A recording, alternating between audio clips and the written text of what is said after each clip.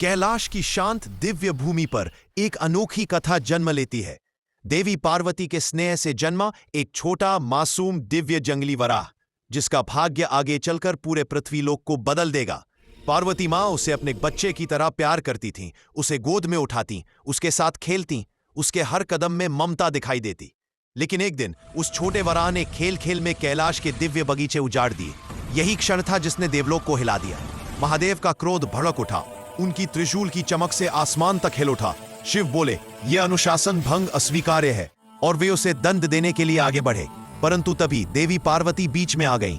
उन्होंने शिव का हाथ थाम लिया और कहा, यह मेरा बच्चा है, इसे मत मारो।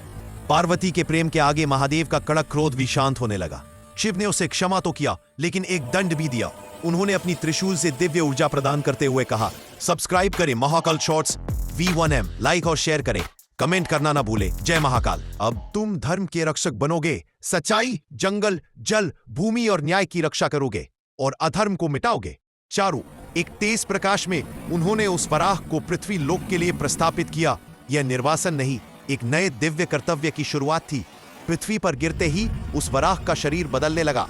दिव्य ऊर्जा पूरे शरीर में बिजली की तरह दौड़ी और जन्म हुआ पंजुर्ली देवा का, प्रकृति के रक्षक, सत्य और न्याय के संरक्षक। जंगलों में रहने वाले लोगों ने पहली बार उस दिव्य रूप को देखा। डर श्रद्धा में बदल गया।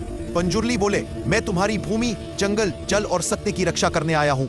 तब से भूत कोला की रातों में पंजुर्ली स्वयं अवतरित होते हैं। वहां बोलता कलाकार नहीं, स्वयं देव बोलते हैं। सत्य और झूठ का निर्णय वही होता है। पंजुर्ली का एक ही नियम, जो प्रकृति, भूमि और सत्य को पीड़ा देगा, मेरे न्याय से नहीं बच सकेगा। यही है पंजुर्ली देवा की दिव्य कथा। शिव का आदेश, पार्वती का प्रेम और धरती पर न्याय का अमर रक्षक।